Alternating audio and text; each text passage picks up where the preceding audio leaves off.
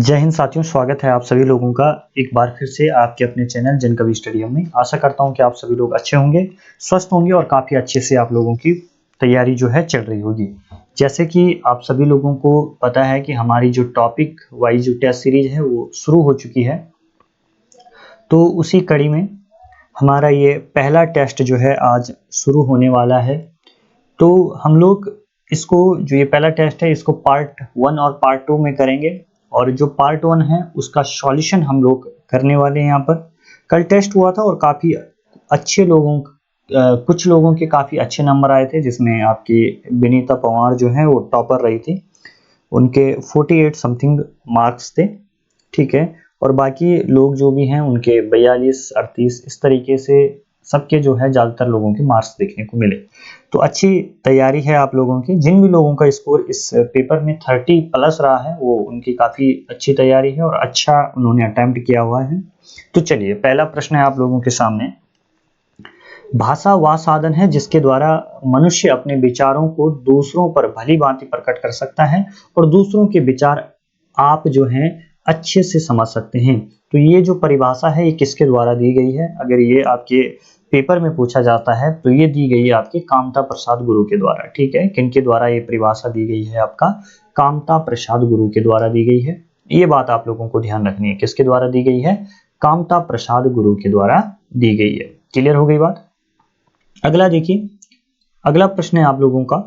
अच्छा, यहाँ पर थोड़ा सा हम लोग क्या कर देते हैं, भाषा को देख लेते हैं, ठीक है, कि आखिरकार जो ये भाषा है ये है क्या। तो सबसे पहले आप लोगों को ये बात ध्यान रखनी है कि जो भाषा है वो शब्द बना है आपका भास धातु से, ठीक है। ध्यान रखेंगे आप लोग थोड़ा सा, क्या है जो आपका ये भाषा शब्द है, यहाँ पर देख लीजिएगा थोड़ा सा।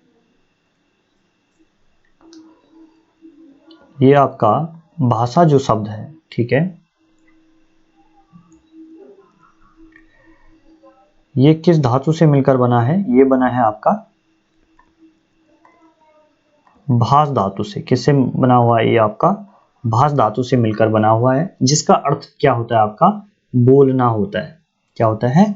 बोलना होता है। अगर हम परिभाषा की बात करें तो भाषा क्या है? भाषा वह साधन है जिसके द्वारा मनुष्य बोलकर, सुनकर या लिखकर व पढ़कर अपने मन के जो भाव हैं उसे क्या कर सकता है? दूसरे के सामने प्रकट कर सकता है, उन्हें व्यक्त कर सकता है।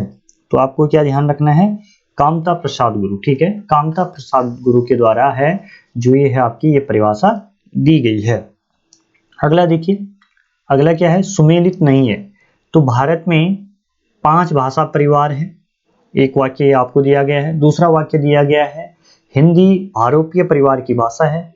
तीसरा जो चीज आपको दी गई है वो क्या दी गई है कि रूप या आकृति के आधार पर हिंदी क्या है? आपका वियोगात्मक या विश्लिष्ट भाषा है। हिंदी की चौथा जो कथन आपको दिया गया है वो दिया गया है हिंदी की जननी संस्कृत है। तो यहाँ पर जो एक ही कथन आपका क्या है? गलत है। और वो कथन गलत क्या है कि भारत में 5 भाषा परिवार है। भारत में 5 भाषा परिवार नहीं बल्कि कितने भाषा परिवार हैं? 4 भाषा परिवार है। पहला भाषा परिवार कौन सा है जो आप लोगों को ध्यान रखना है? वो है भारोपीय। वो कौन सा है? भारोपीय है। दूसरा जो आप लोगों को ध्यान रखना है वो कौन सा है? वो है द्रविड़, ठीक है, द्रविड़ हो गया। और तीसरा आपको ध्यान रखना है ऑस्ट्रिक का। तीसरा कौन सा है? ऑस्ट्रिक हो गया। और चौथा हो गया आपका चीनी तिब्बती। चौथा कौन सा है? चीनी तिब्बती है। ये बात आपको ध्यान रखनी है। क्लियर हो गई बात? अब देखिए बाकी कथन क्या है। बाकी कथन देखिए, आपको जो ये पेपर है वो इस तरीके से तैयार किया गया है कि ये आपके एक नोट्स के काम में भी आए, ठीक है। तो आपने यहाँ पर अपनी कॉपी पे लिख लिया कि भारत में कितने परिवार है? भारत में 4 भाषा परिवार है। उसके अलावा जो हिंदी है, जो हिंदी भाषा है वो भारोपीय परिवार की भाषा है। उसके अलावा आप लोगों को ध्यान रखना है रूप या आकृति के आधार पर हिंदी जो है आपका क्या है? वियोगात्मक या विश्लिष्ट भाषा है। हिंदी की जो आदि जननी है वो क्या है? संस्कृत है, ठीक है, वो क्या है? आपका संस्कृत है। अगला प्रश्न देखिए आप लोग। तीसरा प्रश्न क्या है आपके सामने? तीसरा प्रश्न है आपके सामने कि अपभ्रंश भाषा का वाल्मीकि स्वयंभू को माना जाता है, ठीक है। आपको इस प्रश्न में भी यही बताना है कि सुमेलित कौन सा नहीं है।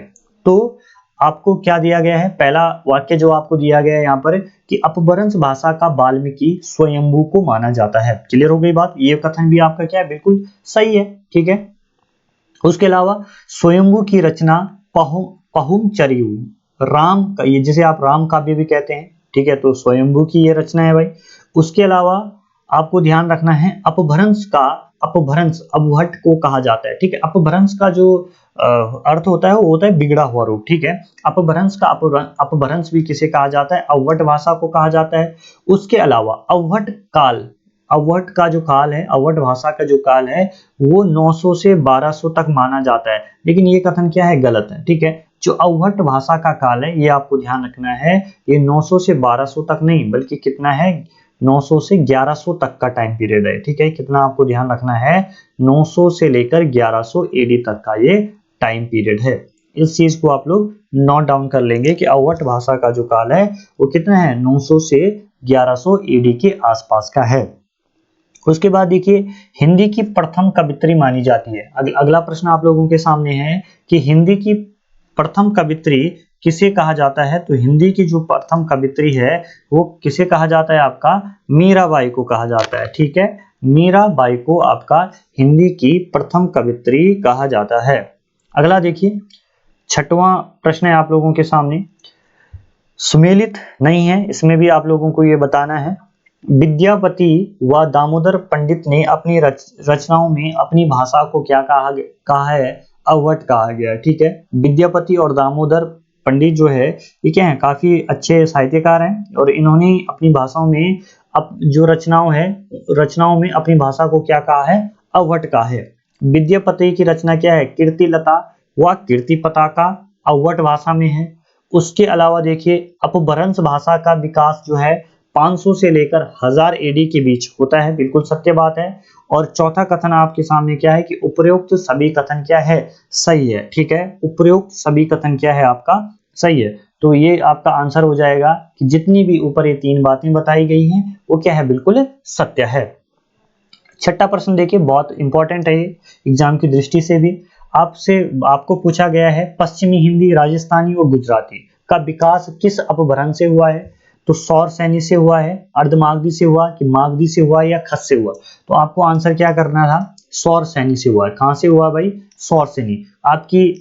आपको ध्यान रखना है, पश्चिमी हिंदी हो गई, राजस्थानी हो गई, गुजराती हुई, ये सारी की सारी जो भाषाएं हैं ये किसके अंतर्गत आती है, सौर सैनी अपभ्रंश के अंतर्गत आती है। अब बात करते हैं यहाँ पर अर्धमागधी। ऑप्शन में आपको अर्धमागधी दिया गया है, तो यहाँ पर आप लोग ध्यान रखोगे एबीसी। ठीक है, एबीसी 3 भाषाएं आती है एबीसी, और एबीसी में कौन कौन सी हैं, जिन्हें आप कहते हैं अवधी, बघेली और छत्तीसगढ़ी। ठीक है, आपको ध्यान रखना है, अवधी, बघेली और छत्तीसगढ़ी इसके अंतर्गत आती है, अर्धमागधी अपभ्रंश के अंदर आती है। उसके अलावा मागधी की बात करते हैं, तो मागधी में कौन सी आती है, आपका एक बिहारी हो गई, दूसरा उड़िया हो गई, ठीक है, एक आपका बांग्ला हो गई और एक आपका असमिया हो गई। ठीक है, तो आपको क्या ध्यान रखना है, बिहारी, उड़िया, बांग्ला, असमिया, ये किस में आती है, मागधी में आती है। और फिर आपका लास्ट बचता है कौन सा, खस में आपको ध्यान रखना है पहाड़ी हिंदी। ठीक है, या तो आपका जो खस है पहाड़ी हिंदी, या तो आपको दिया होगा कि ये खस अपभ्रंश के अंदर आती है, या फिर इसको आपका क्या किया गया होगा, सौर सैनी अपभ्रंश के अंदर ही रखा गया होगा। ठीक है, 2 में से आपको एक ऑप्शन वहां पर देखने को मिल जाएगा। उसके अलावा एक अपभ्रंश है बारचड अपभ्रंश। ठीक है, बारचड अपभ्रंश, तो इसके अंदर कौन सी भाषा आती है, सिंधी। ठीक है, कौन सी आती है, सिंधी भाषा आती है। उसके अलावा महाराष्ट्री, कौन सा अपभ्रंश, महाराष्ट्री अपभ्रंश, इसके अंदर कौन सी आती है, आपकी मराठी आती है। ये सारी चीजें आपको नोट डाउन करनी भाई, जो कॉपी के लिए मैंने आपको बोला है। उसके बाद देखिए, पैसाची अपभ्रंश जो है इसके अंदर क्या आती है, पंजाबी आती है। ठीक है, पंजाबी आती है। अब देखिए, मैंने सबसे पहले आपको बता दिया जो सौर सैनी अपभ्रंश है उसके अंदर क्या आती है, पश्चिमी हिंदी, राजस्थानी, गुजराती। ठीक है, पश्चिमी हिंदी, राजस्थानी, गुजराती। तो आपको ध्यान रखना है, जितनी भी जो भी आपका, राजस्थान आपका भारत में पश्चिम की साइड पड़ता है, गुजरात आपका पश्चिमी साइड पड़ता है, क्लियर है। और जो आपका पश्चिमी हिंदी तो है ही। तो जितने भी लोग शोर करते हैं, ठीक है, शोर शोर आपको ध्यान रखना है। तो शोर कहाँ के लोग करते हैं, बोलते हैं ना पश्चिम के लोग, पश्चिम के लोग, पश्चिम के लोग, ठीक है। तो ध्यान रखना आपको, पश्चिमगामी सभ्यता कई बार बोलता है, तो आपको ध्यान रखना है कि शोर कहाँ होता है, पश्चिम की तरफ होता है, ठीक है। और तभी वो शोर कहाँ आता है, पूरब की तरफ आता है। तो आपको ध्यान रखना है पश्चिमी हिंदी, राजस्थानी, गुजराती, ये सारे के सारे किसके अपभ्रंश हैं, ये आपके शोरसैनी अपभ्रंश के अंदर आते हैं। फिर आते हैं आपकी अर्धमागधी। अर्धमागधी में क्या आती है, पूर्वी हिंदी की 3 बोलियां होती है भाई, ठीक है। क्या है, पूर्वी जो हिंदी है, पूर्वी हिंदी की 3 बोलियां आती है, ABC, अवधी, बघेली और छत्तीसगढ़ी। कौन कौन सी, अवधी, बघेली और छत्तीसगढ़ी आती है 3 बोलियां, ठीक है। और इनको आप किस ट्रिक से ध्यान रखोगे, ABC की ट्रिक से ध्यान रखोगे। अगली चीज आपके सामने आता है मागधी, बहुत इंपॉर्टेंट है, ठीक है। जो प्रश्न मेरे को लगेगा कि इस पे ज्यादा समय जाना चाहिए, तो उस पे मैं ज्यादा डिस्कशन करूंगा और एक एक बात आप लोग उसकी लिखोगे, ठीक है। मागधी देखिए, मागधी में क्या आएगी, बिहारी, उड़िया, बांग्ला, असमिया। तो इसके लिए आपको एक ट्रिक ध्यान रखनी है, वो है अब्बू, ठीक है। अब्बू आपको ट्रिक रखनी है। A4 हो गया आपका असमिया, ठीक है, एक नाम है अब्बू, उसको रखोगे आप असमिया। और B4 आपका बिहारी हो गया, दूसरे B4 आपका बांग्ला और U4 आपका उड़िया, ठीक है। तो आपका मागधी के अंदर क्या क्या आ गया, मागधी के अंदर आपका बिहारी, उड़िया, बांग्ला, असमिया, ठीक है। तो आपको ध्यान रखना है किस तरीके से जो अब्बू है वो क्या रहता है, मगन रहता है। इस तरीके से आप लोग रिलेट कर सकते हैं, ठीक है। खस या शोरसैनी अपभ्रंश, यहाँ पे खस भी हो सकता है और आपको ऑप्शन में शौरसैनी अपभ्रंश, अगर खस नहीं दिखेगा तो आपको शौरसैनी अपभ्रंश देखने को मिलेगा। तो शौरसैनी अपभ्रंश या आप खस कहें, इसके अंतर ही आपका पहाड़ी हिंदी आती है। उसके बाद आप लोग देखेंगे बारचट, ठीक है, ब्राचट, ब्राचट के अंदर आती है आपकी सिंधी, ठीक है। ब्राचट के अंदर आपकी क्या आती है, सिंधी आती है। उसके अलावा देखिए महाराष्ट्री का आप इजिली रिलेट कर सकते हो, मराठी, पैसाची, पंजाबी, ठीक है, पाफोर पैसाची, पाफोर पंजाबी। इसे आप अच्छे से याद कर लेना, ठीक है। ये आपके एग्जाम में पूछा जाएगा भाई।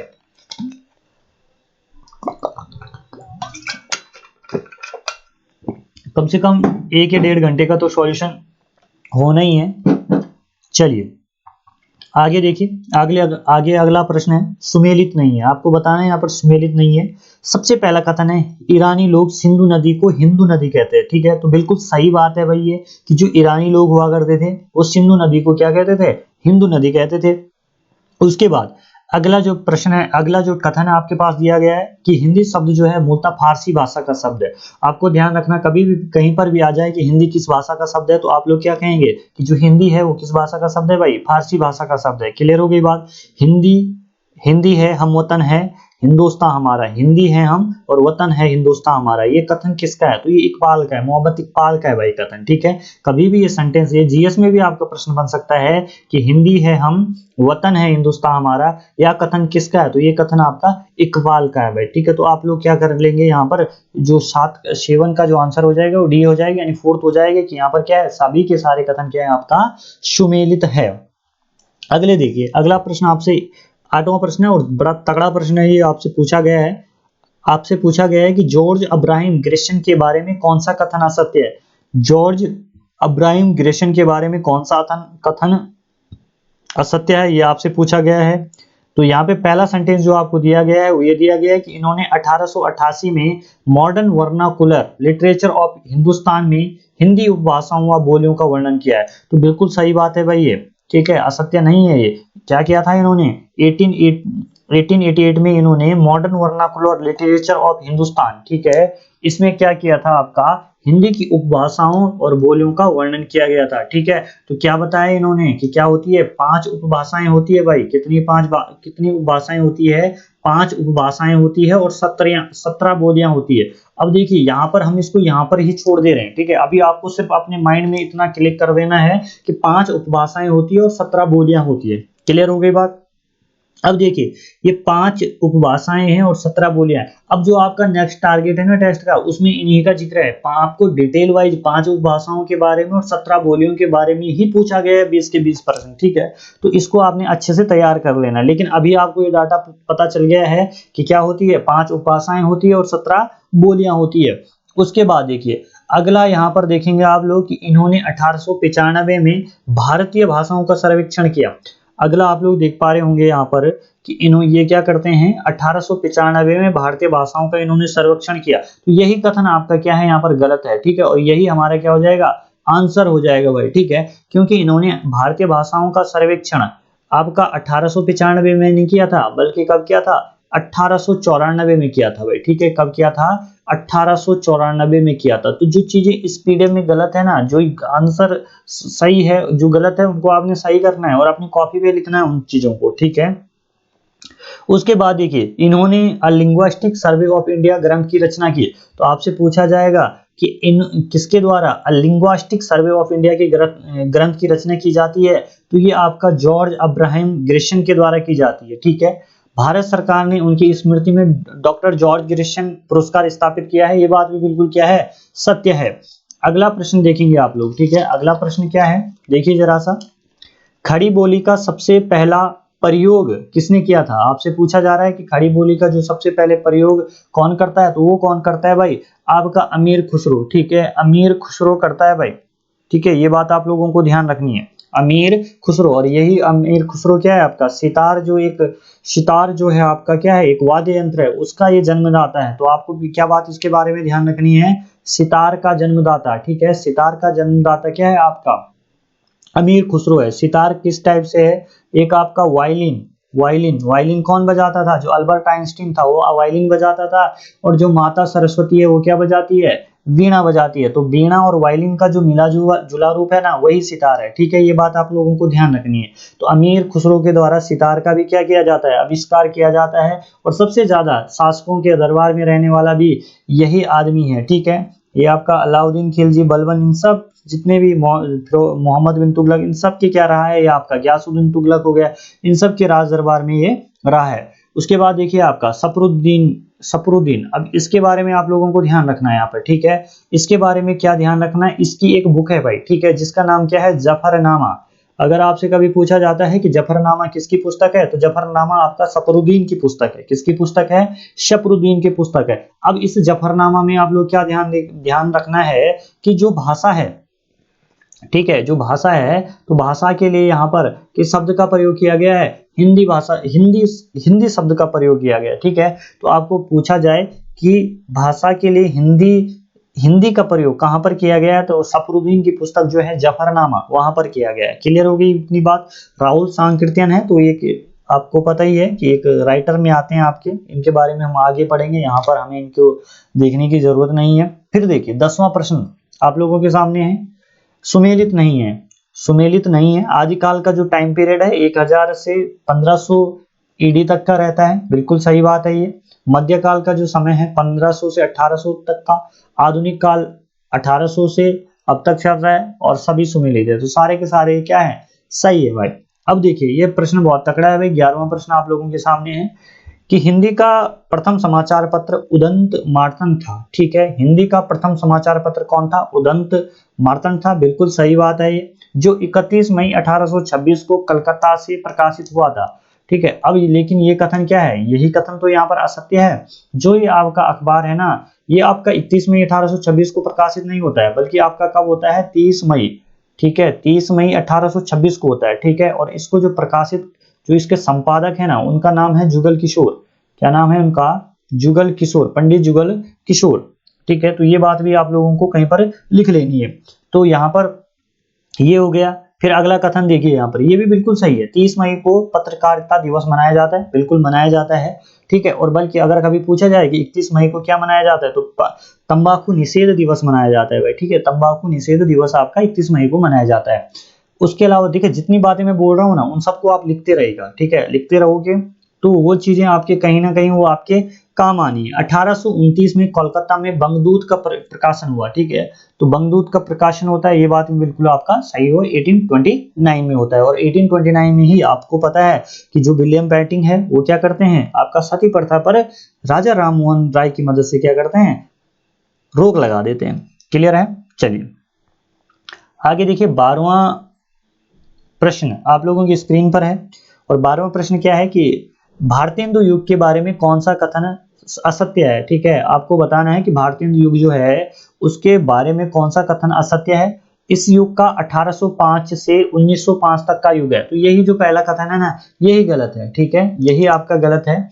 क्योंकि जो भारतेंदु युग है, जो आपका क्या है, भारतेंदु युग है ना, वो आपका कब से कब तक चलता है, वो आपका 1850 से लेकर 1900 तक चलता है भाई, ठीक है। ये आपको ध्यान रखना है, कब तक चलता है आपका, 1900 तक चलता है, ये बात आप लोगों को ध्यान रखनी है। क्लियर हो भाई, क्लियर है, हो गई बात। उसके अलावा इस युग में खड़ी बोली का गद्य रूप में प्रयोग शुरू हुआ, ठीक है। आपसे पूछा जाएगा कभी कि जो आपकी खड़ी बोली है ना, इसका प्रयोग गद्य में, गद्य के रूप में कब प्रयोग शुरू होना शुरू होता है इसका, तो इसी काल में, भारतेंदु युग में ही होता है भाई। उसके अलावा भारतेंदु मंडल के जो रचनाकार थे, उनका जो मूल स्वर था, ठीक है, जो उनका एक स्वर था, मतलब जिसके लिए वो काम करते थे, वो क्या था, नव जागरण था, ठीक है, नव चेतना लाना उनका क्या था, काम था। उसके अलावा लास्ट कथन है, या सभी क्या है, कथन क्या है, सत्य है, तो ये नहीं होगा, पहला 12 का ए यहाँ पर आंसर हो जाएगा, ठीक है। मुझे पता था कि बहुत सारे लोग क्या करेंगे कि सब दिख रहे हैं सबको कि सभी कथन सत्य है, सभी कथन सत्य है, तो उसी को डी डी मारते रहेंगे, ठीक है, लेकिन ऐसा नहीं होगा भाई। अगर आप ये मान चलिए कि 50% ऐसा होगा कि सभी कथन सुमेलित है, लेकिन 50% ऐसा नहीं होगा कि सभी कथन सुमेलित है। ये पेपर में भी होता है और ये प्रैक्टिस सेट में भी होता रहेगा भाई, ठीक है। और ये जो प्रैक्टिस सेट है ना, ये पर्टिकुलरली उन बच्चों के लिए नहीं है जिन्होंने बहुत धुआंधार तैयारी कर ली, ये उन बच्चों के लिए भी है जो पहली बार, जिसने कभी किताब नहीं खोली होगी ना, और वो भी अगर इन प्रैक्टिस सेट को करना स्टार्ट करता है, और टारगेट वाइज टारगेट, ठीक है, जितना उसको टारगेट बताया जाता है और उन टारगेटों को पूरा करता है, तो श्योरली मानिए, ठीक है, दुनिया एक तरफ है और मेरा कहना एक तरफ है, ये मान के चलिए 6 या 7 महीने में वो जो नया बच्चा भी होगा ना, वो अगर जीएस का बादशाह नहीं होगा तो शायद मैं पढ़ाना छोड़ दूंगा, ठीक है, इस बात को आप लिख के ले लीजिए। बट आपको क्या दिखाना होगा, आपको डेडिकेशन दिखाना होगा। आपको जो टास्क दिए जाते हैं, अगर आपका एक हफ्ते पहले टास्क बन गया कि इस वीक ये होगा, तो वो चीजें आपको फॉलो करनी पड़ेगी, तो सक्सेस से आपको कोई नहीं रोक सकता है। समझ पा रहे हैं आप लोग बात, सक्सेस का सिर्फ एक ही फॉर्मूला है, hard work hard work hard work hard work, ठीक है, इसके अलावा कुछ नहीं है। ये ग्रुप्स ही है, यहाँ लोगों को 10 साल भी लग जाते हैं और 10 महीने में भी लोग एग्जाम निकाल ले जाते हैं, ठीक है। चलिए, हिंदी हिंदू हिंदुस्तान का नारा किसने दिया था, तो जो हिंदू हिंदू हिंदी हिंदुस्तान का हिंदी हिंदू हिंदुस्तान का नारा जो दिया था, ये पंडित नारायण मिश्र ने दिया था भाई। किसने दिया था, पंडित नारायण मिश्र ने दिया था। अब लाला श्री निवास दास, राधा केशव दास, चिंतामणि घोष, इनका सारे का ये, इन सब का यहाँ पर क्या काम है, तो इनका ये काम है कि प्रसिद्ध रचनाकार हुए हैं भारतेंदु मंडल के, ठीक है, भारतेंदु मंडल के ये क्या हुए हैं, प्रसिद्ध रचनाकार हुए हैं। उसके बाद देखिए, सुमेलित नहीं है आपके पास। अगला कथन है, पहला कथन देखिए यहाँ पर, 1900 से 1918 तक का जो समय है वो क्या है, द्विवेदी युग कहलाता है, तो बिल्कुल सत्य बात है भाई, ठीक है। जो 1900 से आपका 1918 तक का जो टाइम है वो द्विवेदी युग कहलाता है, ठीक है, क्या कहलाता है, द्विवेदी युग कहलाता है। उसके बाद 1918 से लेकर 1936 तक का जो समय है वो क्या कहलाता है, छायावाद कहलाता है, ठीक है, छायावाद कहा जाता है। उसके बाद 1936 से लेकर 42 तक का जो समय है वो प्रगतिवाद का कहलाता है, ठीक है। तो सारे के सारे कथन यहाँ पर क्या है, सही है। आगे देखिए, आगे आगे के संपादक में 4 सप्तक प्रकाशित हुए, तो इसमें क्या होना था, यहाँ पर थोड़ा सा मिस्टेक हो गई है, इसको आप 4 तार सप्तक प्रकाशित हुए, तो ये 4 तार सप्तक जो हैं ये आपका 7 कवियों से संबंधित है। किससे संबंधित है, 7 कवियों से संबंधित है। और आपको ध्यान रखना है कि इनमें क्या थी, 2 महिलाएं भी शामिल थी भाई, ठीक है, 2 महिलाएं भी इसमें क्या है, शामिल है इन 7 कवियों के गुट में। उसके बाद देखिए यहाँ पर क्या दिए हैं, चारों के 4 सप्तक, 4 तार सप्तकों के बारे में आपको यहाँ पर दिया गया है। तो पहला देखिए, आपसे पूछा जाएगा कि पहला तार सप्तक कब होता है, तो 1944 नहीं, ये बिल्कुल गलत है। आपको ध्यान रखना है, ये होता है 1943 में। कब होता है, पहला तार सप्तक जो प्रकाशित होता है ये 1943 में होता है, दूसरा 1951 में होता है, तीसरा 1959 में होता है, चौथा आपका 1979 में होता है। तो आप कैसे इसको ध्यान रखोगे, तो पहला तो आपको हो जाएगा 1943, ठीक, 1943 में होता है, दूसरा आपका 1991 में होता है, और तीसरा आपका 1959, और चौथा आपका 1979। जो तीसरा और चौथा है ना, उसमें सीधा सीधा आपको क्या ध्यान रखना है कि उसमें कितने का गैप है, 20 का गैप है, ठीक है। उसके बाद आपको जो पहला 1943 और जो दूसरा है आपका 1951, इसको आप इजीली ध्यान रख सकते हैं। अगला प्रश्न देखिए, नागरी प्राचीनी सभा की स्थापना वाराणसी में कब हुई? तो ये आपको क्या होती, ये कब हुई, ये आपको ध्यान रखना है 1893 में हुई। कब होती है? 1893 में होती। बहुत बार ये प्रश्न पूछा जाता है। अब देखिए 1936 में क्या हुआ, तो आप लोग लिखेंगे, जरा अपनी कॉपी पे लिखना आप लोग, ठीक है। तो लिखोगे आप लोग 1936 के आगे डैश करके लिखोगे प्रगतिशील लेखक संघ की स्थापना। क्या लिखोगे? प्रगतिशील लेखक संघ की स्थापना। लिखिएगा प्रगतिशील लेखक संघ की स्थापना कब होती है? 1936 में होती है प्रगतिशील लेखक संघ की स्थापना। उसके बाद देखिए 1910 ऑप्शन में होगा, ठीक है। ये फील करना है आप लोगों को कि हम ऑफलाइन बैठे हैं भाई, ठीक है, और लिखना है ईमानदारी से। 1910 में प्रथम हिंदी साहित्य सम्मेलन, 1910 में क्या होता है? प्रथम हिंदी साहित्य सम्मेलन। प्रथम हिंदी साहित्य सम्मेलन होता है, कहां पर होता है? मद्रास में। प्रथम हिंदी साहित्य सम्मेलन कहां पर होता है? आपका मद्रास में होता है। और जो इसके सभापति थे वो थे मदन मोहन मालवीय। कौन होते हैं? मदन मोहन मालवीय, ठीक है। आई होप आप लोगों ने लिख लिया होगा। फिर 1918 ऑप्शन में है, तो 1918 में क्या है? हिंदी साहित्य सम्मेलन। 1918 में क्या होता है आपका? हिंदी साहित्य सम्मेलन। इसका जो सभापति है, हिंदी साहित्य सम्मेलन, इसमें जो सभापति है वो कौन है? महात्मा गांधी, ठीक है। कौन है? महात्मा गांधी है। और इन्होंने राष्ट्रभाषा के रूप में ये क्या करते हैं? महात्मा गांधी इसी हिंदी साहित्य सम्मेलन में समर्थन करते हैं कि हिंदी को क्या होना चाहिए?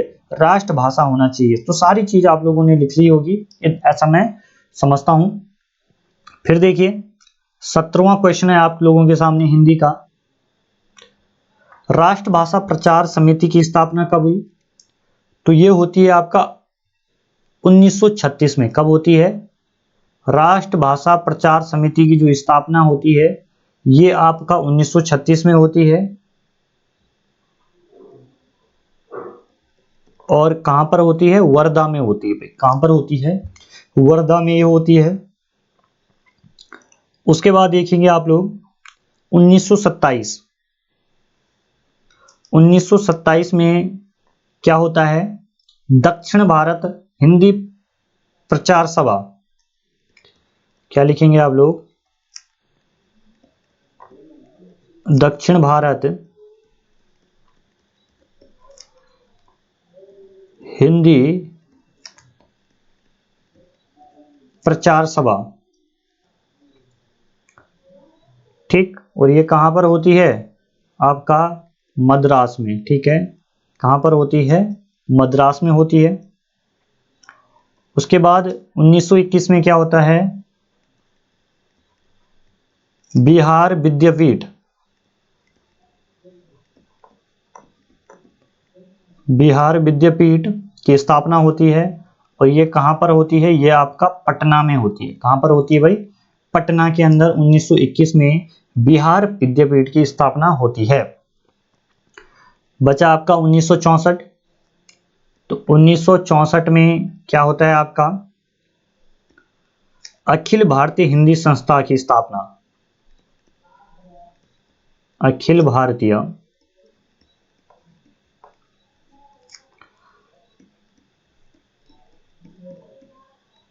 हिंदी संस्था की स्थापना।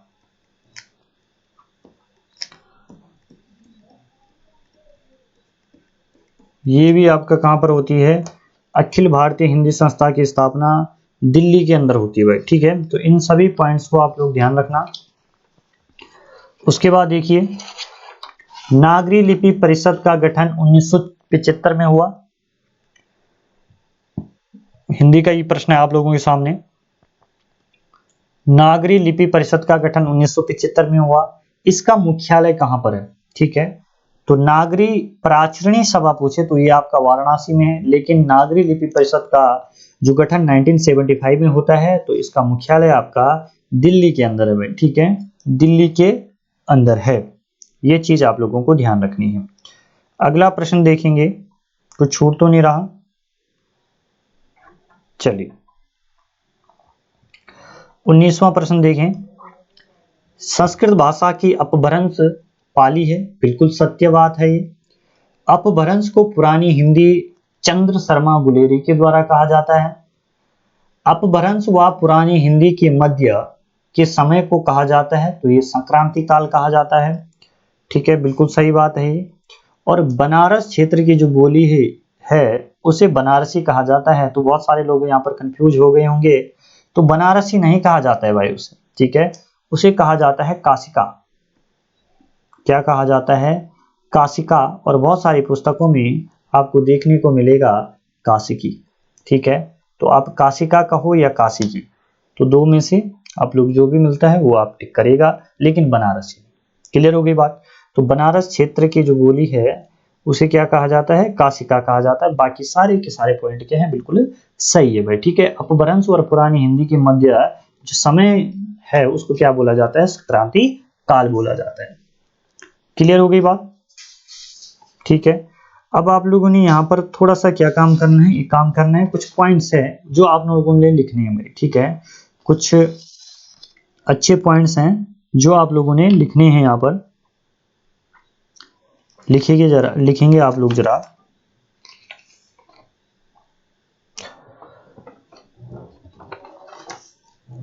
हिंदी का प्रथम कवि, हिंदी का प्रथम कवि कौन है? सरहापाद है। कौन है? सरहापाद। किस टाइप से लिखोगे? हिंदी का प्रथम पद कवि लिख लोगे, क्या लिखोगे? सरहापाद। सरहापाद क्या है आपका? हिंदी का प्रथम कवि है। उसके बाद लिखोगे हिंदी का प्रथम नाटक, हिंदी का प्रथम नाटक क्या है? नहुष। हिंदी का प्रथम नाटक क्या है? नहुष। क्लियर हो गई बात? हिंदी का प्रथम कवि सरहपाद, हिंदी का प्रथम नाटक या मौलिक नाटक नहुष। क्या लिखोगे आप लोग? हिंदी का प्रथम मौलिक नाटक नहुष। हिंदी का प्रथम उपन्यास, हिंदी का प्रथम उपन्यास तो ये है आपका परीक्षा गुरु। क्या है? परीक्षा गुरु। हिंदी का प्रथम उपन्यास क्या है आपका? परीक्षा गुरु, जो लाला श्रीनिवास ने लिखा है। किसने लिखा है परीक्षा गुरु? लाला श्रीनिवास ने। कभी पूछा जाए आपसे कि हिंदी का प्रथम उपन्यास परीक्षा गुरु किसके द्वारा लिखा गया है, तो वो लिखा गया है भाई लाला श्रीनिवास के द्वारा। चलिए आगे देखिए, हिंदी की प्रथम मौलिक कहानी, हिंदी की प्रथम मौलिक कहानी कौन है? इंदुमती। लिखोगे आप लोग इस तरीके से, हिंदी की प्रथम मौलिक कहानी कौन है? इंदुमती है, जो लिखी गई है किशोरी लाल गोस्वामी के द्वारा, किशोरी लाल गोस्वामी के द्वारा। क्लियर हो गई बात? चलिए कुछ और पॉइंट है जो आप लोगों ने लिखने हैं इसी में, ठीक है, इसमें लिख लोगे आप लोग।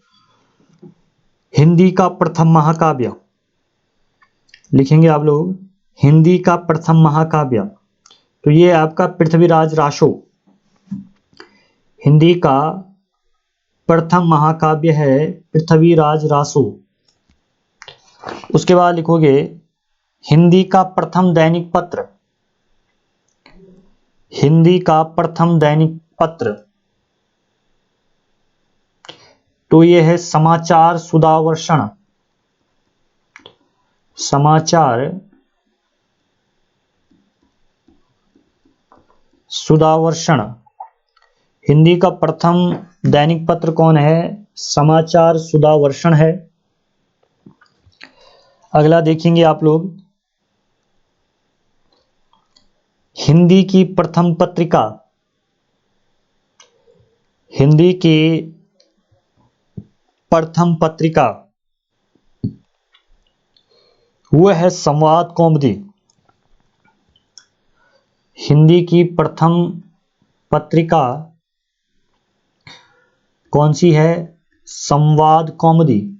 आप लोग बिल्कुल ऐसा समझे जैसे आपकी ऑफलाइन क्लास चल रही है। प्रेमचंद की प्रथम कहानी, प्रेमचंद की प्रथम कहानी कौन है? कौन सी है? पंच परमेश्वर। क्या है? पंच परमेश्वर। वैशेषिक, वैशेषिक दर्शन का प्रवर्तक, वैशेषिक दर्शन का प्रवर्तक किसको माना जाता है? तो ये माना जाता है कणाद को। किसको माना जाता है? कणाद को माना जाता है भाई। क्लियर हो गई बात? इतना आप लोग समझ गए होंगे। चलिए अगला प्रश्न है आप लोगों के सामने।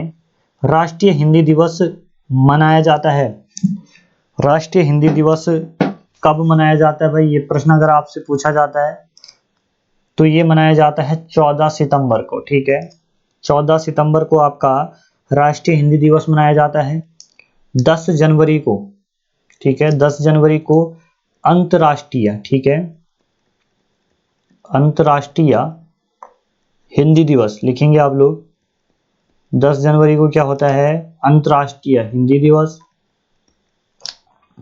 21 फरवरी को अंतर्राष्ट्रीय मातृभाषा दिवस। ठीक है, अंतर्राष्ट्रीय मातृभाषा दिवस आपका कब मनाया जाता है? 21 फरवरी को मनाया जाता है। चलिए इतना आप लोग लिख लीजिए। अब आपका उत्तराखंड वाला सेशन है, देखिएगा जरा सा उत्तराखंड के प्रश्नों को। कौन सा कथन गलत है? यहां पर भी आपको यही बताना है। कुमाऊं का मुख्यालय नैनीताल है, बिल्कुल सही बात है। कुमाऊं मंडल की स्थापना 1854 में होती है, बिल्कुल सही। गढ़वाल मंडल की स्थापना 1969 में होती है, ये भी बिल्कुल सही है। लेकिन जो गढ़वाल मंडल का मुख्यालय है ये श्रीनगर नहीं है, बल्कि कहाँ पर है? ये आपका पौड़ी में है। ठीक है, तो पौड़ी, पौड़ी आप लोग इसे करोगे, यानी कि आपका जो आंसर हो जाएगा वो 4 हो जाएगा। ठीक है, ये हो जाएगा आपका आंसर। उसके बाद देखिए गलत कथन का चयन कीजिए। जो पौड़ी है ये 1840 में बनता है, बिल्कुल सही बात है। देहरादून आपका 1871, अल्मोड़ा आपका 1891, नैनीताल की जो स्थापना होती है ये भी आपका 1891 में ही होती है। ठीक है, तो आप इसको क्या सही कर लोगे? 1891। क्लियर हो गई बात? चलिए आगे देखिए, गलत कथन का चयन कीजिए। टिहरी जो है ये 1949 में स्थापना होती है, जिला बनता है, बिल्कुल सही बात है। पिथौरागढ़ जो है ये पिथौरागढ़ उत्तरकाशी चमोली, इसकी स्थापना यहाँ पर 25 फरवरी 1960 बताई गई है, लेकिन ये गलत है। ठीक है, ये 25 फरवरी नहीं बल्कि यहाँ पर क्या हो जाएगा? 24 फरवरी। ठीक है, 24 फरवरी 1960 को इसकी क्या होती है? स्थापना होती है। तो आंसर आपका बी हो जाएगा यहाँ पर। हरिद्वार की स्थापना 1988, बिल्कुल सही है। उधम सिंह नगर 1995। तो ये जो डाटा है इसको इस तरीके से तैयार किया गया है कि आपको जो नया बच्चा भी है, ठीक है, जो नया बच्चा भी है उसके लिए भी बेनिफिशियल हो, और जो पुराना बच्चा है उसके अंदर भी एक ईगो या आप कह सकते हैं कि ये भावना ना आए कि वो कर ले जा रहा है पेपर। ठीक है, उसको इस प्रकार से इस पेपर को सेट किया गया है। ठीक है, बहुत पास पास इसमें ऑप्शन डाले गए हैं जिससे वो बच्चा ही कर पाए जिसका कमांड काफी अच्छी है और जिसने बारीकी से उन चीजों का अध्ययन किया है। ठीक है, चलिए आगे देखिए, गलत कथन का चयन कीजिए। रुद्रप्रयाग, चंपावत, बागेश्वर 1997 में इनकी स्थापना होती है, जिला बनते हैं, बिल्कुल सत्य बात है। क्षेत्रफल की दृष्टि से सबसे बड़ा जिला उत्तरकाशी है, यही तो गलत है। ठीक है, क्षेत्रफल की दृष्टि से जो सबसे बड़ा जिला है वो कौन सा है? वो चमोली है। ठीक है, और चमोली का कितना क्षेत्रफल है? 8030 किलोमीटर स्क्वायर। कितना है? 8030 किलोमीटर स्क्वायर है। जबकि जो उत्तरकाशी है इसका 8016 किलोमीटर स्क्वायर क्या है? आपका क्षेत्रफल। क्लियर हो गई बात? क्षेत्रफल की दृष्टि से सबसे छोटा जिला कौन सा है? चंपावत है, बिल्कुल सही बात है, क्योंकि ये सबसे छोटा है और 1766 किलोमीटर स्क्वायर इसका क्या है? एरिया है। जनसंख्या की दृष्टि से सबसे बड़ा जिला कौन सा है? हरिद्वार है, बिल्कुल सत्य बात है। हरिद्वार में ही क्या है, सबसे बड़ी ज्यादा पॉपुलेशन है। बहुत सारे बच्चे देहरादून मार के आ जाते हैं, नहीं ये देहरादून नहीं है। सबसे जनसंख्या जहाँ पर सबसे ज्यादा है वो क्या है आपका, हरिद्वार है, ठीक है। कुछ 18 लाख समथिंग यहाँ पर क्या है, जनसंख्या है। अगला देखिए, गलत कथन का चयन कीजिए। चमोली का क्षेत्रफल, ठीक है, बिल्कुल सही बताया गया है, 8030 वर्ग किलोमीटर स्क्वायर है। उत्तरकाशी का क्षेत्रफल 8015 वर्ग किमी बताया गया है, लेकिन इतना नहीं है, कितना है, 8016 वर्ग किलोमीटर स्क्वायर है। कितना है, 8016 वर्ग किलोमीटर स्क्वायर है। उसके बाद देखिए, पिथौरागढ़ का 7090 वर्ग किलोमीटर स्क्वायर है। पौड़ी का 5329 किलोमीटर स्क्वायर है, ठीक है। तो गलत आपका बी वाला हो जाएगा, उत्तरकाशी का आपको ध्यान रखना है 8016, बाकी सब सही है। उसके बाद देखिए, चंपावत, चंपावत का क्षेत्रफल 1766 किलोमीटर स्क्वायर है, बिल्कुल सही है। बागेश्वर का 2246 है, बिल्कुल सही है। हरिद्वार का 2360 है, लेकिन जो रुद्रप्रयाग है ना उसका 1984 है। कितना है, 1984 किलोमीटर स्क्वायर है। ये बात आपको ध्यान रखनी है। क्लियर हो गई बात। अगला देखिए, गलत कथन का चयन करना है आपको। यहाँ पर आपको बताना है कि किसका क्षेत्रफल यहाँ पर गलत बताया गया है। तो आपको ध्यान रखिएगा, यहाँ पर देखिएगा कि देहरादून का जो क्षेत्रफल है वो 3088 है, 3088 है, बिल्कुल सत्य बात है। उसके बाद आपको यहाँ पर दिया गया है, जिसके बारे में आपको बताया गया है, अल्मोड़ा के बारे में 3139 वर्ग किलोमीटर है, बिल्कुल सही है ये भी। नैनीताल का जो है 4251, ठीक है, ये भी बिल्कुल सही है।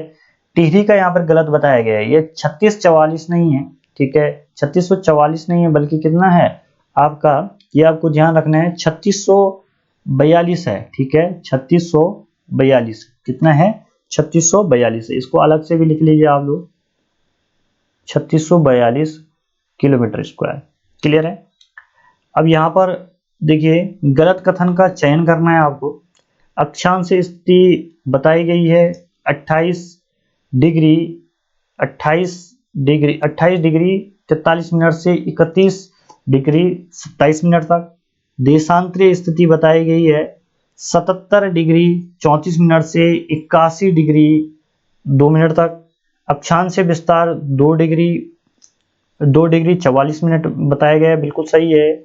लेकिन गलत क्या है, देशांतरीय विस्तार, देशांतरीय विस्तार जो है वो आपका कितना होगा, 3 डिग्री 28 मिनट, ठीक है। देशांतरीय विस्तार कितना है आपका, 3 डिग्री 28 मिनट है। आगे देखिए, राज्य राज्य कौन सा कथन गलत है, ठीक है। 29वां प्रश्न देखिए, यहाँ पर कौन सा कथन आपको ये बताना है कि गलत कौन सा है। तो राज्य की लंबाई जो है 358 किलोमीटर है, कितनी है, 358 किलोमीटर, बिल्कुल सही है। राज्य की चौड़ाई जो है 320 किलोमीटर है। राज्य की अंतर्राष्ट्रीय सीमा 625 किलोमीटर है। उसके अलावा चीन के साथ सीमा कितनी बताई गई है, 300 किलोमीटर बताई गई। ये चीन के साथ नहीं है, बल्कि ये किसके साथ है, तिब्बत के साथ है। किसके साथ है, तिब्बत के साथ है। जबकि चीन के साथ कितनी है, 350 किलोमीटर है। और बचता है आपका कौन फिर, नेपाल। तो नेपाल के साथ कितनी है, 275 किलोमीटर है, ठीक है। तो 300, तीनों के तीनों डाटा आपको यहाँ पर बताए, ध्यान रखने हैं कि राज्य की अंतर्राष्ट्रीय सीमा टोटल कितनी है, 625 किलोमीटर है। कितनी है, 625 किलोमीटर है। चीन के साथ 350 किलोमीटर है। उसके अलावा तिब्बत के साथ 300 है और नेपाल के साथ 275 है। अगला प्रश्न देखिए, राज्य का जो आकार है वो कैसा है, वर्गाकार है, नहीं, यही यहाँ पर गलत हो जाता है। राज्य का जो आकार है वो कैसा है भाई, वो आपका आयताकार है। कैसा है, हमारा राज्य जो है वो आयताकार है। क्लियर हो गई बात। राज्य का जो क्षेत्रफल है वो 53,483 वर्ग किलोमीटर स्क्वायर है, ठीक है, वर्ग किलोमीटर स्क्वायर भी होना था इसमें। तो बिल्कुल सत्य बात है, राज्य का क्षेत्रफल 1.69% है देश के परिप्रेक्ष्य में। उसके अलावा नेपाल के साथ सीमा कितनी बनती है, 275। तो आंसर हमारा ये फर्स्ट हो जाएगा यहाँ पर, ठीक है। वो मैंने आंसर की आपको दी, वो आपने मिला ही ली होगी, ठीक है। उसके बाद देखिए, राज्यों में क्षेत्रफल की दृष्टि से उत्तराखंड का 18वां स्थान है, ठीक है। तो बिल्कुल सत्य बात है, 18वां स्थान है, ये आपको ध्यान रखना है। और राज्य और जब केंद्र शासित प्रदेश दोनों मिलकर इसका स्थान क्षेत्रफल में 20वां है, ये भी ठीक है। राज्य का पर्वतीय भाग कितना है? 46,035 वर्ग किलोमीटर है, बिल्कुल सही है। और राज्य का क्षेत्रफल पर्वतीय भाग प्रतिशत कितना है? 86.93% नहीं है, बल्कि आपको ध्यान रखना है 86.07। कितना है? 86.07% है। बहुत कंफ्यूज करने के लिए था, ठीक है, आगे पता लग जाएगा कहां पर कंफ्यूज हुए होंगे बहुत सारे छात्र। अब देखिए अगला प्रश्न है, गलत कथन का चयन कीजिए। राज्य का कुल मैदानी भाग 7,448 है। कितना है? 7,448 किमी है, बिल्कुल सही है। राज्य का कुल मैदानी भाग का प्रतिशत 13.07% नहीं है, ठीक है, ये गलत हो जाएगा, बल्कि कितना है? 13.93, ठीक है, कितना है? 13.93, ये आपको ध्यान रखना है, 13.93% है। यहां पर ही आप ऊपर नीचे में क्या हो गए, थोड़ा कंफ्यूज हुए होंगे, ठीक है, यही था फंसाने वाला। गढ़वाल मंडल का भाग 60-67 है, बिल्कुल सही है। कुमाऊं मंडल का भाग 39.33% है, बिल्कुल सत्य बात है ये। राज्य की प्राकृतिक सीमाओं के संदर्भ में कौन सा कथन असत्य है? ठीक है, तो उत्तर में क्या पड़ता है? तिब्बत हिमालय है। उत्तर में आपका क्या है? तिब्बत हिमालय, बिल्कुल सही बात है। दक्षिण में तराई क्षेत्र है, पूरब में काली नदी है, लेकिन पश्चिमी में आपका यमुना नदी नहीं है, बल्कि कौन सी नदी है? टोंस नदी है, ठीक है, कौन सी नदी है? टोंस नदी है। ये बारीक बारीक चीजें, ये आपको नोट डाउन करते रहनी भाई। राज्य की राजनीतिक सीमाओं के संदर्भ में कौन सा कथन असत्य है? तो पूर्व में नेपाल है, बिल्कुल सही बात है। उत्तर में तिब्बत है, बिल्कुल सही बात है। पश्चिम में हिमाचल है। दक्षिण में मध्य प्रदेश नहीं है, कौन है? आपका उत्तम प्रदेश, यानी कि उत्तर प्रदेश है, ठीक है, कौन सा है? यूपी, ठीक है, यूपी। यूपी आप लोगों को ध्यान रखना है। चलिए असत्य कथन का चयन कीजिए। गढ़वाल का द्वार कोटद्वार, बिल्कुल सही बात है। कुमाऊं का द्वार काठगोदाम। सर्वाधिक सीमा रेखा वाला राज्य जिसके साथ लगती है वो आपका उत्तर प्रदेश। सबसे सीमा कम सीमा रेखा वाला राज्य तो हरियाणा नहीं है, ठीक है, हरियाणा के साथ तो लगती नहीं है भाई कहीं से भी, ठीक है, किसके साथ लगती है? हिमाचल प्रदेश के साथ। सबसे कम सीमा किसके साथ लगती है? हिमाचल प्रदेश के साथ। ये आपको कंफ्यूज करने के लिए दिया गया था। उत्तर प्रदेश की सीमाओं को स्पर्श करने वाले राज्यों में शामिल नहीं है, तो कौन सा वो ऐसा राज्य है जिसकी सीमा उत्तर प्रदेश से नहीं लगती? देहरादून की लगती है, ठीक है, देहरादून। फिर आपका हरिद्वार की लगती है, पौड़ी की लगती है, नैनीताल की लगती है, उधम सिंह नगर की लगती है, लेकिन नहीं लगती है तो किसकी नहीं लगती बाबा? चंपावत की, ठीक है। तो 5 राज्य, 5 जिले, माफ कीजिएगा, 5 जिले हमारे ऐसे हैं जो सीमा किससे बनाते हैं? जो सीमा यूपी से बनाते हैं, ठीक है। आजकल वैसे सीमा आपके टॉपिक में भी सीमा, ठीक है, और देश में भी क्या चल रही है? सीमा चल रही है, ठीक है। तो ये सीमा जो है ये काफी तबाही मचाती है, बच के रहना इन सीमाओं से, ठीक है। आपकी सीमाएं खराब हो गई अड़ोसी पड़ोसी के साथ तो क्या है, वहां पर भी क्या हो जाता है? विवाद हो जाता है। तो यही है सीमा। आगे देखिए 37वां प्रश्न कौन सा है? 37 कौन सा है? नेपाल की सीमा को कौन सा जनपद स्पर्श नहीं करता है?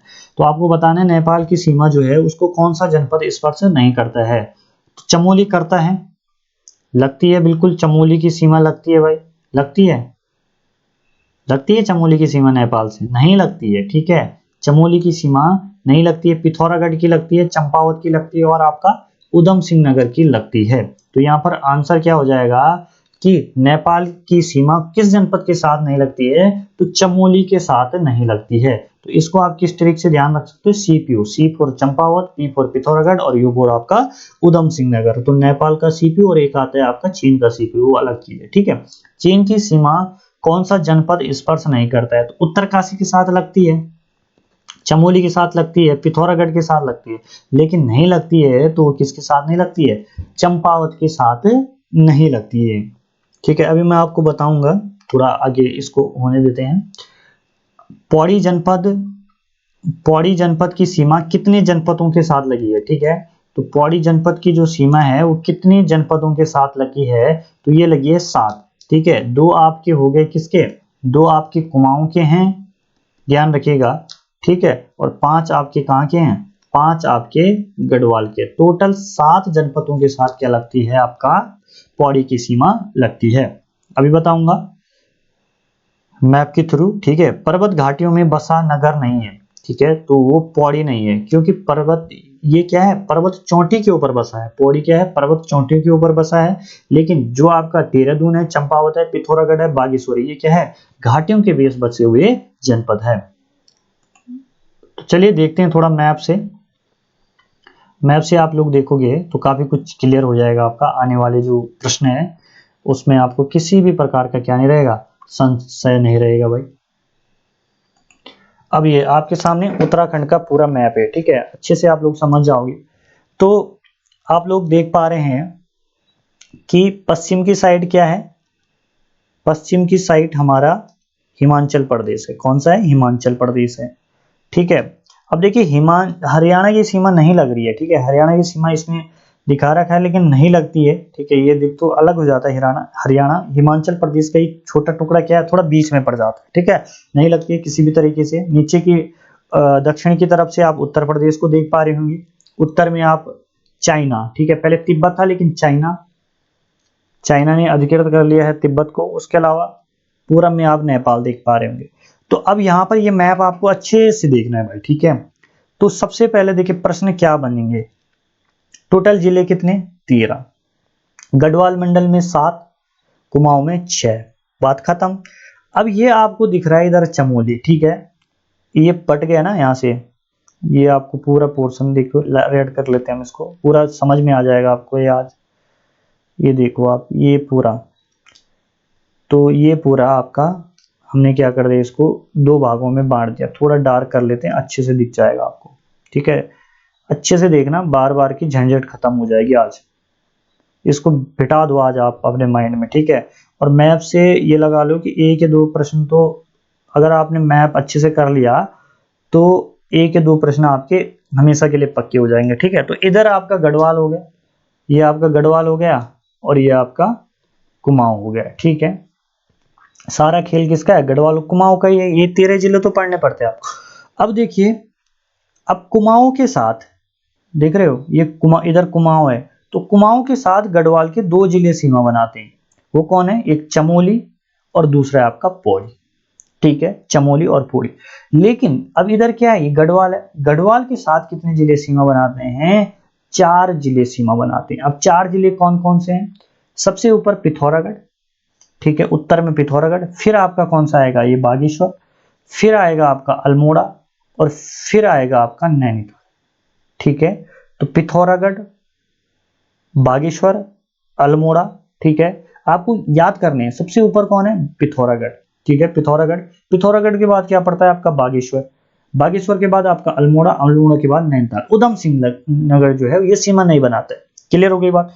अब और क्या प्रश्न पूछे जाते हैं, आंतरिक जिलों से संबंधित पूछे जाते हैं कि आंतरिक जिले क्या हैं, कितने होते हैं। तो आंतरिक जिले 4 हैं, ठीक है। अब आंतरिक जिले होते क्या हैं, पहले आंतरिक जिले वो जिले होते हैं जिनकी सीमा ना तो किसी राज्य के साथ लगती है और ना किसी देश के साथ लगती है। तो इस मैप में आपको कितने ऐसे जिले दिखाई दे रहे हैं जिनकी सीमा कहीं नहीं लग रही, तो 4 दिखाई दे रहे हैं ना। एक आपका ये हो गया टिहरी गढ़वाल, दूसरा आपका रुद्रप्रयाग, रुद्रप्रयाग की सीमा लग रही क्या, किसी से नहीं लग रही ना। टिहरी गढ़वाल की लग रही है, नहीं लग रही है, ठीक है। और 2 आपके इधर हो गए, एक आपका अल्मोड़ा और एक बागेश्वर, ठीक है। तो 2 आपके कुमाऊं से, 2 आपके गढ़वाल से। टिहरी रुद्रप्रयाग आपका कहां से हो गया, आपका इधर वाले क्षेत्र से हो गया, और गढ़वाल क्षेत्र से हो गया, और अल्मोड़ा बागेश्वर आपका यहाँ से हो गया। अब देखिए, अब इधर आपको दिखाई दे रहे हैं कि हिमाचल प्रदेश, ठीक है, हिमाचल प्रदेश, ये एचपीए इधर क्या है, हिमाचल प्रदेश है, ये उत्तरकाशी है, देहरादून। अब हिमाचल प्रदेश के साथ 2 जिले सीमा बना रहे हैं हमारे, एक देहरादून एक उत्तरकाशी। लेकिन हिमाचल प्रदेश के 3 जिले, हिमाचल प्रदेश के 3 जिले हमारे साथ क्या बनाते हैं, सीमा बनाते हैं, ठीक है। जिनमें आपके कौन से हैं, एक किन्नौर, शिमला और सिरमौर, ठीक है। किन्नौर शिमला और सिरमौर क्या करते हैं, हमारे राज्य के साथ क्या बनाते हैं, सीमा बनाते हैं, ठीक है। तो इसमें आपको क्या ध्यान रखना है कि जो किन्नौर शिमला है, ठीक है, किन्नौर और जो आपका शिमला है ये क्या करते हैं, उत्तरकाशी के साथ सीमा बनाते हैं। और सिरमौर वाला जो क्षेत्र है वो किससे लगता है, देहरादून से लगता है। क्लियर हो गई बात, इतनी बात आपको समझ में आ गई। अब चाइना के साथ कौन से, एक आपका इधर देख रहे हैं ना, उत्तरकाशी वाला पार्ट लगा है चाइना से, लगा है, बिल्कुल लगा है। चमोली वाला लगा है, पिथौरागढ़ वाला लगा है। अब पिथौरागढ़ क्या है, पिथौरागढ़ चाइना वालों के साथ भी सीमा बना रहा है, ठीक है। पिथौरागढ़ से चाइना में भी जा सकते हैं, ठीक है। और साथ में ही नेपाल के साथ भी सीमा बना रहे हैं। उसके अलावा चंपावत इधर सीमा बना रहे हैं, उधम सिंह नगर, 3 इधर से 3 उधर से क्या कर रहे हैं, सीमा बनाने का काम कर रहे हैं। अब दूसरी बात क्या आती है कि उत्तर प्रदेश, नीचे क्या पड़ रहा है, उत्तर प्रदेश। उत्तर प्रदेश के साथ हमारे कितने जिले सीमा बना रहे हैं, 5। एक आप देखो देहरादून, दूसरा उसके बाद हरिद्वार, उसके बाद पौड़ी गढ़वाल, उसके बाद कौन सा आपका उधम सिंह नगर। तो मैप के थ्रू आप इन चीजों को समझ पा रहे होंगे, ठीक है। बहुत सारी चीजें आपकी यहाँ पर ही क्या हो गई है, क्लियर हो गई। अब जो उत्तर प्रदेश है, इसके हमारे साथ कितने जिले सीमा बनाते हैं, उत्तर प्रदेश के 7 जिले उत्तराखंड के साथ सीमा बनाते हैं। प्रश्न ऐसा भी पूछा जा सकता है कि उत्तराखंड के कितने जिले यूपी के साथ सीमा बनाते हैं, तो आप क्या कहेंगे, 5 जिले, ठीक है। और अगर प्रश्न ये पूछा जाता है कि उत्तर प्रदेश के कितने जिले उत्तराखंड के साथ सीमा बनाते हैं, तब आप क्या कहेंगे, 7 कहेंगे। क्लियर हो गई बात, चलिए इतना आप समझ गए। अब आगे बढ़ते हैं प्रश्नों की तरफ। जो जो प्रश्न है हमारे, उनको हम लोग देखते हैं कितने मिनट का वीडियो रिकॉर्ड हो चुका है। ठीक है, लगभग 55 मिनट, ठीक है। मान के चलिए आप लोग 55 मिनट का आपका जो है वो वीडियो रिकॉर्ड हो चुका है भाई। आगे देखिए, असत्य कथन का चयन कीजिए। आपको बताना है कौन सा कथन असत्य है। उत्तराखंड की सीमा उत्तर प्रदेश के 5 जनपद से लगती है, तो यही मैंने आपको बताया है। 5 नहीं बल्कि कितने के साथ लगती है, 7 के साथ लगती है। कितनों के साथ लगती है, 7 के साथ लगती है। देहरादून की सीमा सहारनपुर से लगती है, बिल्कुल सही बात है, ठीक है। उसके बाद हरिद्वार की सीमा मुजफ्फरनगर व बिजनौर से लगती है, ये भी सही बात है। उसके अलावा पौड़ी की सीमा बिजनौर और मुरादाबाद के साथ लगती है, सारी की सारी बात सही है। लेकिन उत्तराखंड की सीमा उत्तर प्रदेश के 7 जनपदों के साथ लगती है, ये आपको ध्यान रखना है। उसके बाद देखिए आप लोग, नैनीताल की सीमा लगती है। नैनीताल की सीमा किससे लगती है, तो ये लगती है बिजनौर से। किससे लगती है, नैनीताल की सीमा आपका किससे लगती है, बिजनौर से लगती है। आगे देखिए, उत्तरकाशी की सीमा हिमाचल प्रदेश के किस जिले से लगती है। उत्तरकाशी की जो सीमा है वो किस जिले से लगती है, तो किन्नौर से भी लगती है। मैंने आपको बताया किन्नौर से भी लगती है और शिमला से। तो यहाँ पे आंसर जिसने ए भी किया सही है, बी भी किया सही है, ठीक है, दोनों सही है। और सिरमौर से आपका किसकी लगती है, देहरादून की, ठीक है, देहरादून की लगती है आपका शिमला और आपका किससे, सिरमौर से, ठीक है।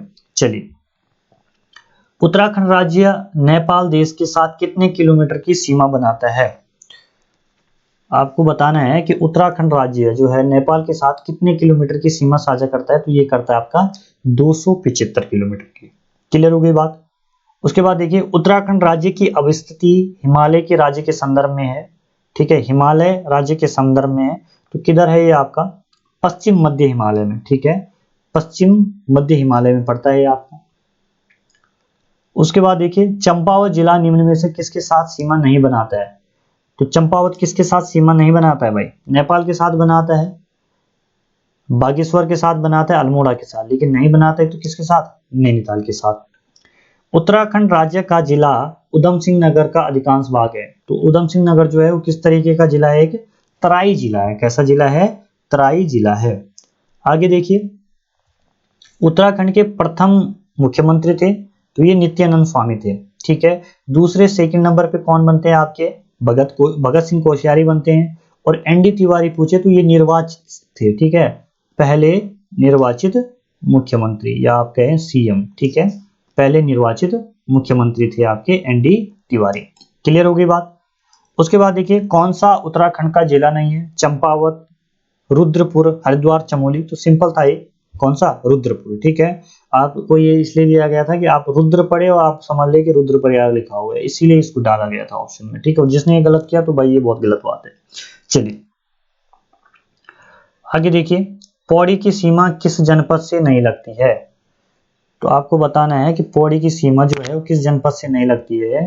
तो ये किससे नहीं लगती है, उत्तरकाशी से नहीं लगती है, ठीक है, उत्तरकाशी से नहीं लगती है। बाकी की क्या लगती है, सबसे लगती है, ये ध्यान रखना है आपको, ठीक है। और बाकी आपको ध्यान रखना है, कुमाऊं की बात करें, गढ़वाल मंडल में तो उत्तरकाशी को छोड़ के सबसे लगती है। लेकिन कुमाऊं की बात करें तो कुमाऊं में किस किस से लगेगी, आपका नैनीताल से लगती है, ठीक है, और दूसरा आपका किससे लगती है, अल्मोड़ा से लगती है।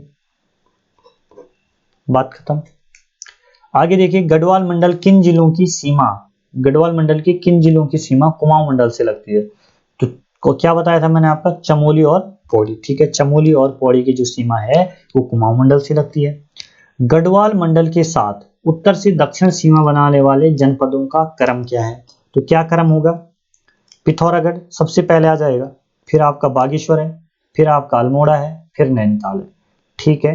तो मैंने आपको इसकी मैं एक बता देता हूँ तरीका, क्या कर लोगे आप, PBAN, ठीक है, PBAN, और प्रोनाउंसिएशन करोगे इसका पवन, ठीक है, पवन पवन पवन पवन, हम बोलते हैं ना गढ़वाली में पवन होगा किसी लड़के का नाम, हम उसको बोलते हैं पवन, क्या बोलते हैं, पवन पवन, ठीक है। तो पवन आपको देना, पा से पिथौरागढ़, बा से बागेश्वर, फिर आ भी लगा ना पवन, अन्न अन्न क्या लग रहा है इसमें, प्रत्यय लग रहा, तो आ से अल्मोड़ा और ना से नैनीताल। क्लियर हो गई बात। चलिए, पौड़ी की सीमा कुमाऊं की किन जनपदों के साथ लगती है, तो नैनीताल अल्मोड़ा, ये ऊपर डिस्कस हम कर चुके हैं, तो ये थर्ड का सही हो जाएगा यहाँ पर। चमोली की सीमा कुमाऊं के किन जनपद से नहीं लगती है, किस जनपद से नहीं लगती है, इसको आप बढ़िया कर सकते हैं। तो पिथौरागढ़ से लगती है, बिल्कुल लगती है, बागेश्वर से भी लगती है, अल्मोड़ा से भी लगती है, लेकिन नहीं लगती है तो किससे नहीं लगती, नैनीताल से नहीं लगती, नैनीताल नीचे है, ठीक है। चलिए, आंतरिक जिलों की संख्या कितनी है, तो मैंने बताया आपको 4 है। 4 कौन कौन से हैं मैंने बताया, एक हो गया आपका RPG रुद्रप्रयाग, दूसरा हो गया आपका टिहरी, और ठीक है, और तीसरा हो गया आपका रुद्रप्रयाग, टिहरी और अल्मोड़ा बागेश्वर। बात खत्म, ठीक है, याद रखना है इनको। समर्थ पोर्टल शुरू करने में उत्तराखंड का कौन सा स्थान है, ठीक है। तो समर्थ पोर्टल शुरू करने वाला जो है वो आपका उत्तराखंड पहला स्थान है, ठीक है, पहला राज्य ऐसा जिसने समर्थ पोर्टल को शुरू किया है। निर्यात तैयारी सूचकांक 2022 में उत्तराखंड का जो स्थान है वो कौन सा है, तो ये 9वां है भाई, ठीक है। और पिछले साल जो था, ठीक है, यानी कि आप बात करें 2021 में, ठीक है, तो जो 2021 में था वो कौन सा स्थान था, 19वां था। और हिमालयी राज्यों में क्या है, इसका स्थान पहला है, ठीक है, हिमालयी राज्य में पहला स्थान है। क्लियर हो गई बात। मैं समझ रहा हूँ कि आप लोगों को बहुत अच्छे से क्या आ रहा होगा, समझ में आ रहा होगा, बहुत डिटेल वाइज जो है आपको चीजें बताई जा रही है। उत्तराखंड सरकार द्वारा राज्य को ड्रग्स फ्री करने का लक्ष्य कब तक रखा गया है, तो ये रखा गया है 2025 तक, ठीक है, 2025 तक जो है उत्तराखंड सरकार द्वारा राज्य को ड्रग्स फ्री करने का लक्ष्य रखा गया है। हाल ही में जारी राष्ट्रीय बहुआयामी गरीबी सूचकांक में उत्तराखंड किस स्थान पर है, तो ये आपका 15वें स्थान पर है, ठीक है। हाल ही में ही जारी जो राष्ट्रीय बहुआयामी गरीबी सूचकांक है उसमें जो उत्तराखंड का स्थान है वो कौन सा है, 15वां है। यौन अपराध मुकदमों के निपटारे में उत्तराखंड पुलिस को देश में कौन सा स्थान मिला है, तो ये मिला है आपका 4था, ठीक है। तो ये प्रश्न नहीं देखने आपको 61 के बाद के, ये कल का टेस्ट है आप लोगों का, कल मिल जाएगा आपको ठीक 8 बजे भाई, ठीक है।